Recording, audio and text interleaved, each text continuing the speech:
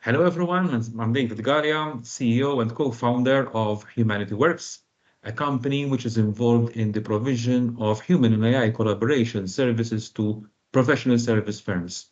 We want to push boundaries by developing knowledge engineering solutions to professional service firms that combine the power of human insight and artificial intelligence to engineer knowledge into a proprietary commercial asset.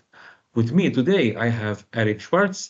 He is one of our latest additions on the advisory board of our company. And the focus of today is to get to know a bit more about Erik and his aspirations and what he does and how he can contribute to humanity. Welcome, Erik. Thank you very much for being here.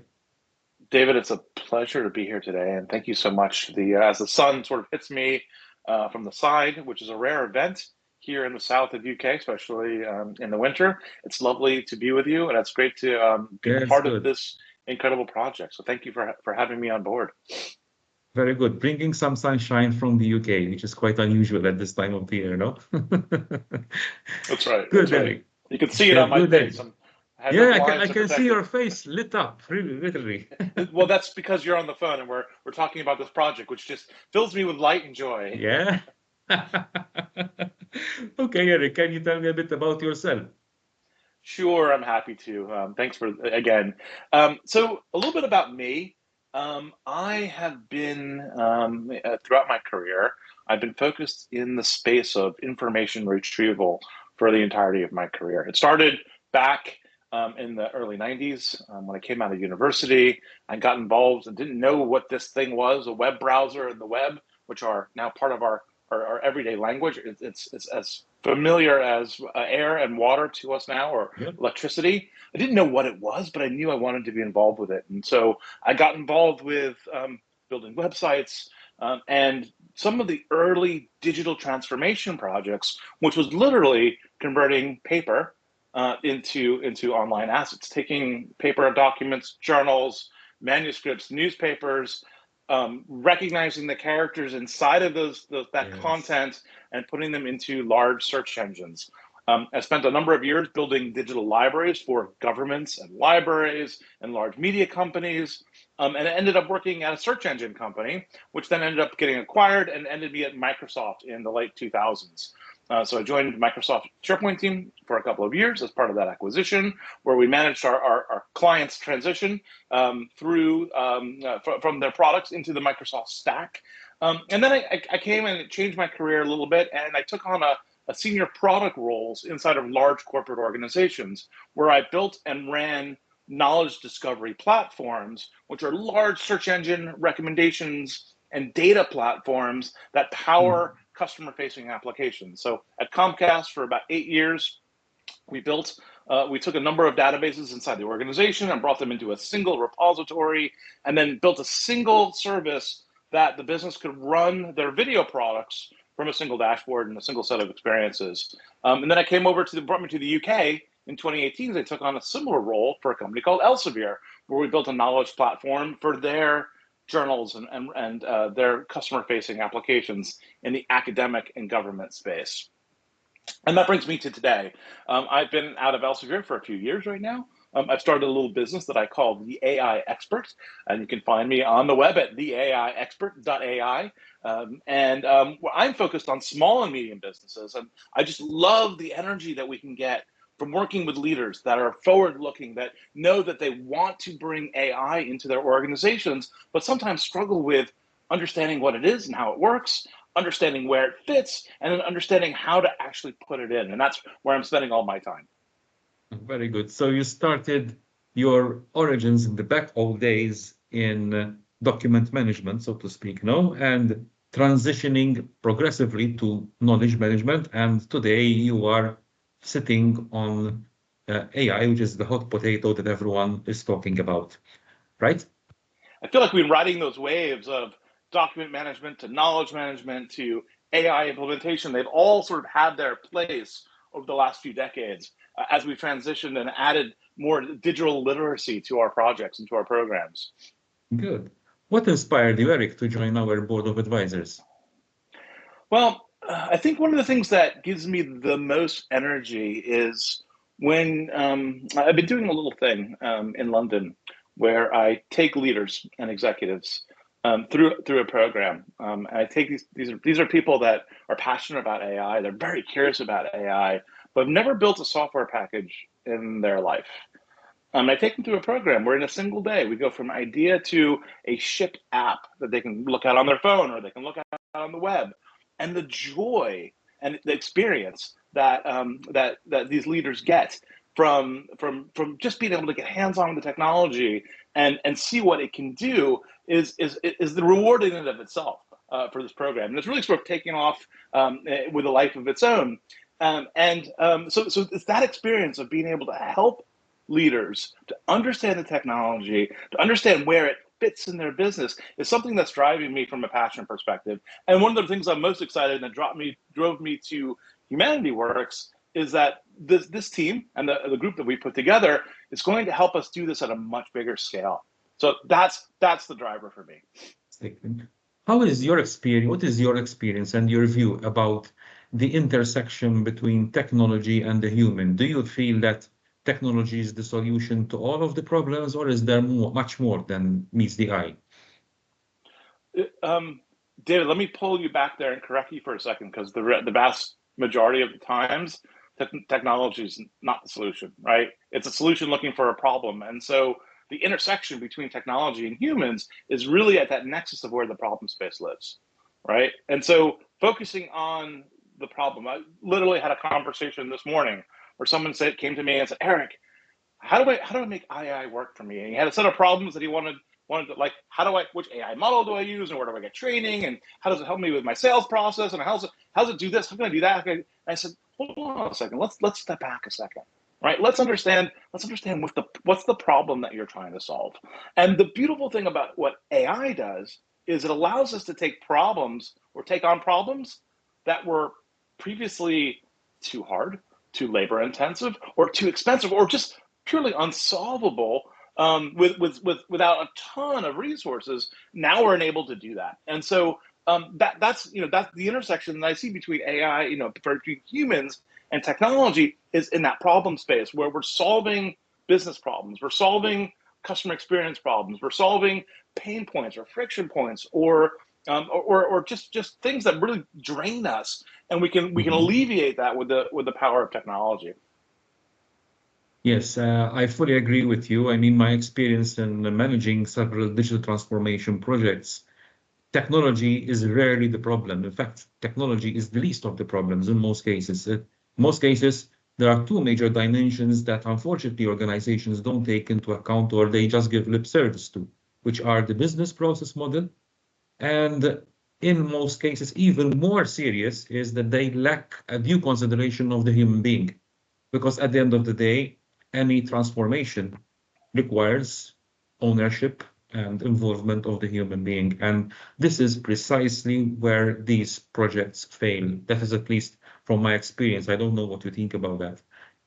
I honestly couldn't agree more. When you look at any digital transformation project, when you look at any rollout or infrastructure project, or any sort of change project, technology is the easiest part, right? It's Yes. where we run into friction is where we try to fit a process, right? Whether it's a human process or a distribution process or a multi-org process, and try to squeeze it into a defined workflow or a defined tool that has another process that's already defined. And that's where we hit that orthogonal problem, right? That's where we hit where a tool will work a certain way because it's designed with a certain use case, but organizations have flexible and different ideas about how things actually work.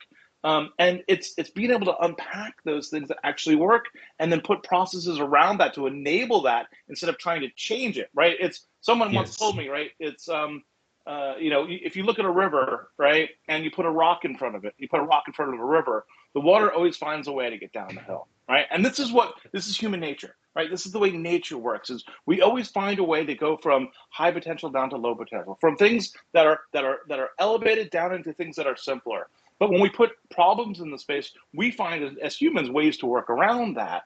But tools that are being built in the digital space, they can go against the grain, and they're not flexible to meet the needs of the workforce.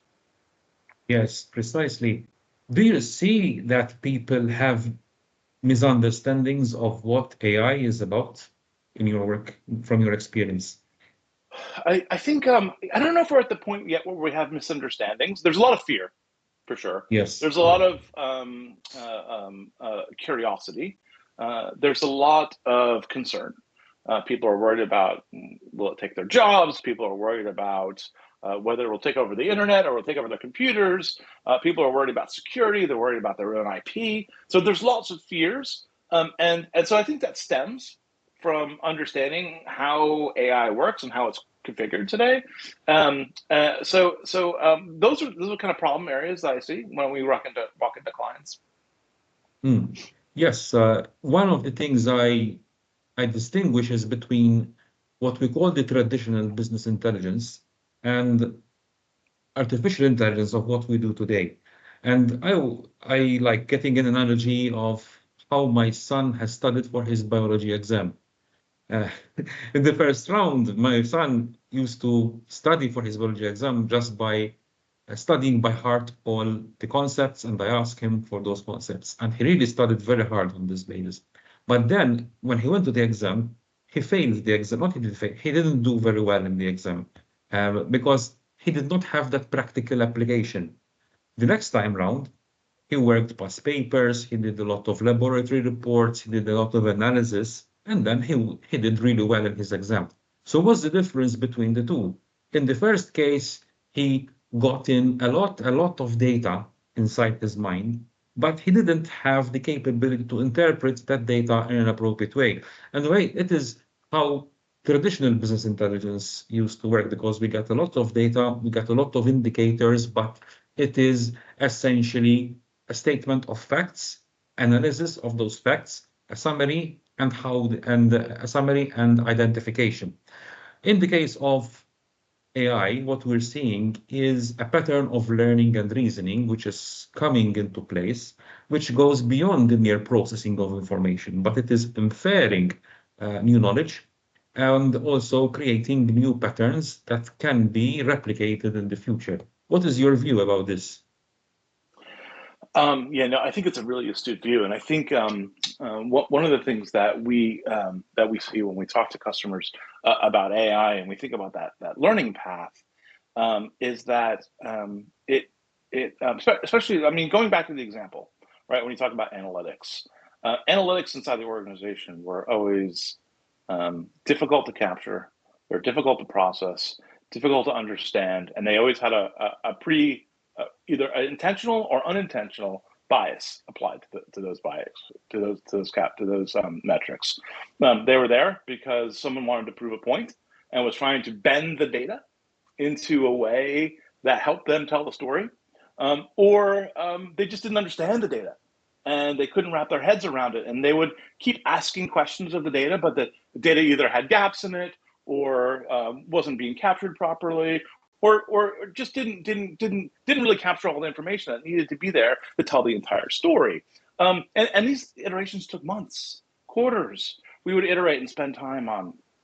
The brilliant thing about AI is fantastic at smoothing out those rough spots. If we see A and we see Z, AI can infer the paths that go in between.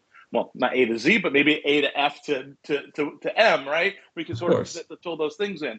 The other thing that AI also gives us is that it gives us the ability to look at this data set and to look at these problems and to look at these analysis through the lens of millions of other people. So we have the ability to now take our biases away and look at it from the lens of everyone else that solved this Yes. problem or similar problems across the internet, which suddenly becomes an incredible strategic partner as you sit down and say, how should I solve this problem? And you ever work with an AI and say, it's going down a path and sort of like, oh, it must be this, it must be this, it must be this, it must be this. And you're like, no, hold on a second. Let's step back here and look at this holistically. And when you do that, the AI actually takes a breath for a minute, thinks about it, and starts to think about the various possibilities. And then it becomes an incredibly intelligent partner for you. Yes. Most of professional service firms fear AI for two main reasons, primarily, at least from what I have understood throughout these months and years of talking to them. One is the obvious culprit, which is security and privacy and confidentiality of data. And the second component is related to the capability of knowledge transfer to others in the form which provides a realistic advice in the context. It is a very personalized service. And there is not enough conviction that AI can really support such a personalized service. What is your view about these 2 points?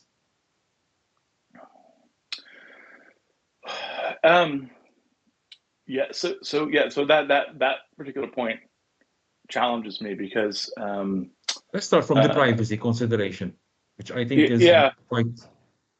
So there's I mean I think there's a couple of things we got to think about from a privacy perspective. And one of the things I always tell clients when we think about privacy is would you email something? Would you email a document, right? If you put a document in email, and do you feel the risks about opening up an email or sending an email, right? And so we have this acceptance around email because it just works, right? It connects us. Yes, I can send something to you via WhatsApp. I yes, can send something via email, and I can send documents around. But the reality is it's a pretty open protocol, right? It's fairly easy to intercept an email and yes. gather it. So then I have to think about AI, right? And yes, if my data is out there and it's been opened, right, the AI can gather that data and can be used for training.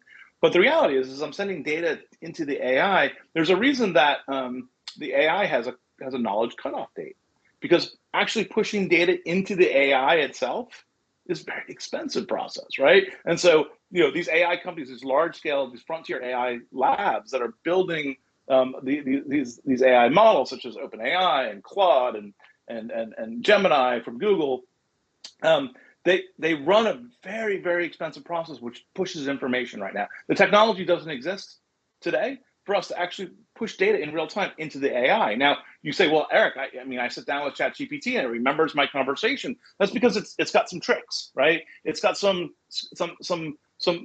mechanisms that it uses to store your data locally, right, and push it in. So you're having a conversation with an app. But if I have a conversation with that same model via a different mechanism that doesn't use that app, it doesn't know me anymore, right? And so I think these are clear distinctions when we think about information privacy in the field of AI.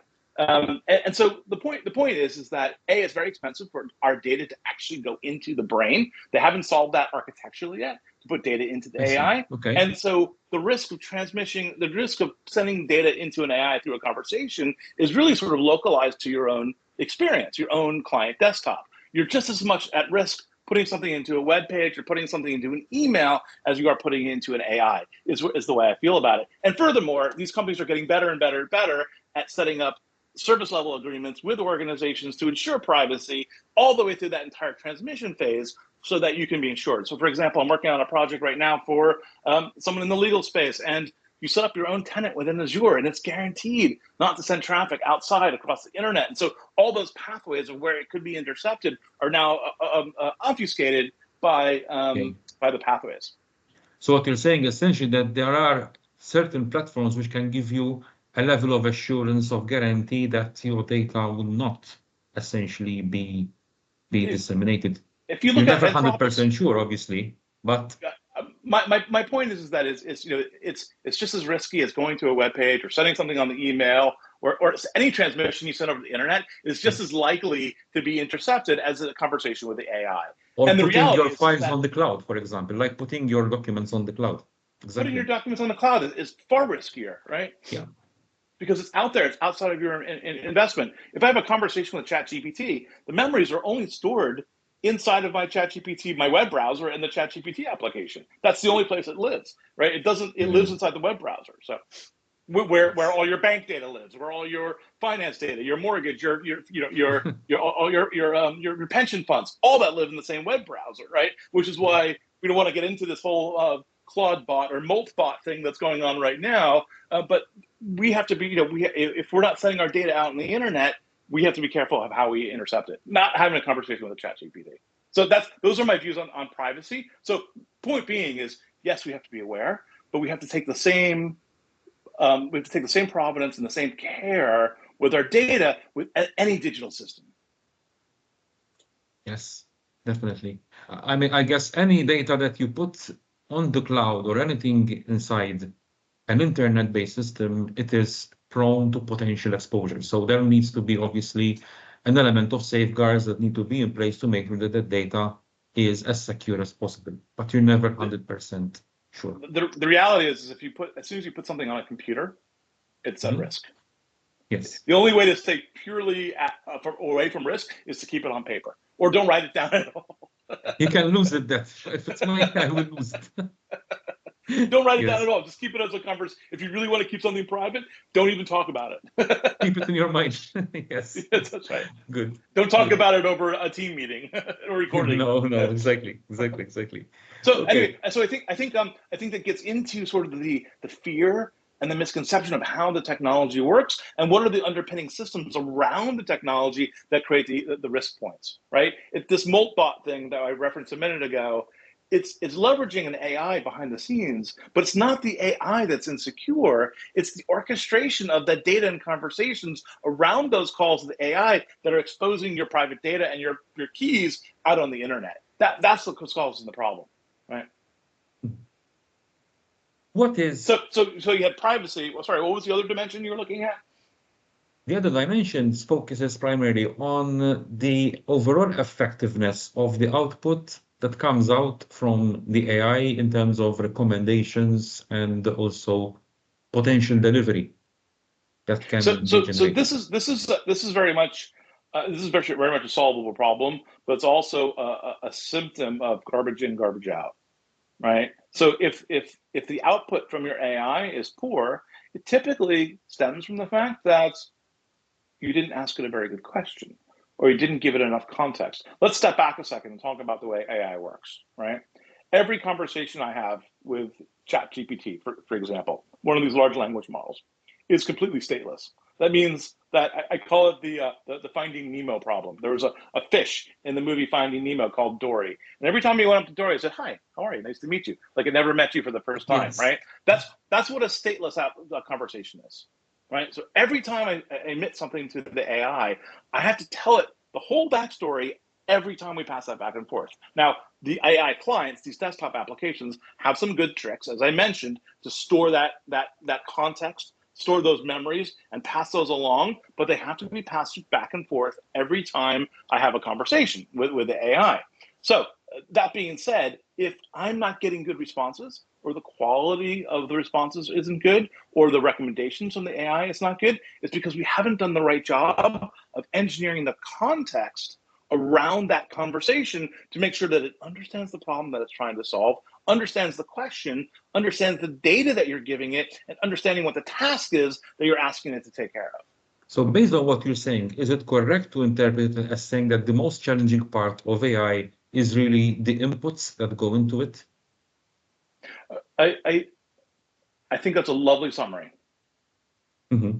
But the most challenging part is how do I? It's more the inputs, because this is where it gets interesting, is because I can't just give it everything.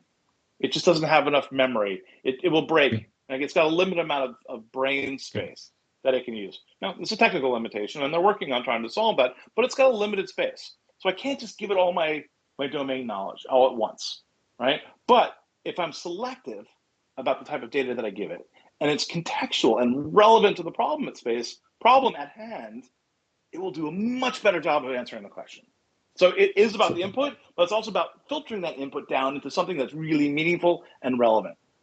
So coming back to what you're saying, it resonates fundamentally with what Humanity Works is doing, because Humanity Works essentially is focusing on the knowledge engineering approach. It is not looking at developing applications per se, but it is providing the environment for creating the input to go into these systems. For example, one of our first use cases that we want to try it out are RFPs and business proposals, right? For the simple reason that you can generate quick wins. The growth is the benefit is measurable and immediately available, etc.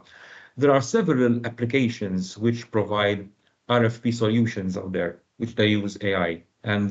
But they focus on a basic underlying assumption that you've got the backbone data in hand, which is up to speed. So you've got the case studies, you've got the methodologies, you've got the series of experts, which are in the right format and in the right type of content.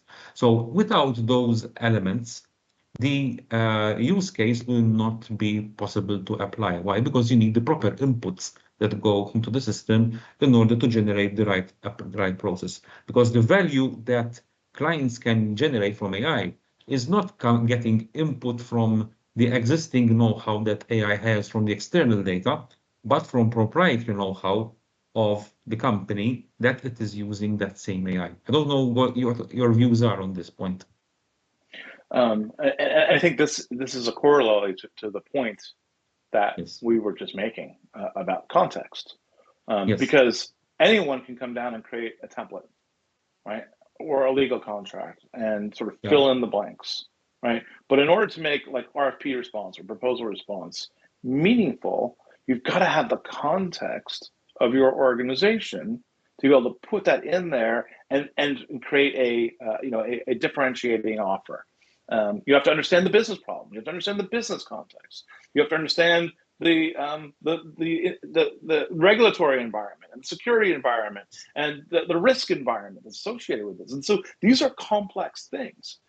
However, with the right set of organizations, if you organize your knowledge and you codify your knowledge in the right way, you mentioned like the CVs, like your intellectual property, your staff, your teams, the projects, what you've done in the past, the history of work you've done, the successes that you've had. If you codify that in the right way, this can then be easily inserted into these templated systems and dynamically and very quickly generate winning bids every time. Erik, where would you like us to be positioned in a few years' time as Humanity Works? What would you like us doing as a company?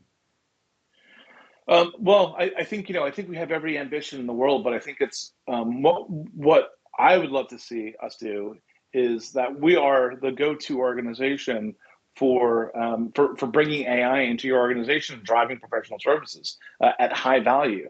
I think there's a way. The old professional services model is ripe for disruption. We no longer have to think about time and materials as a business model. We no longer think about billable hours as a business model for how we track our time and our resource.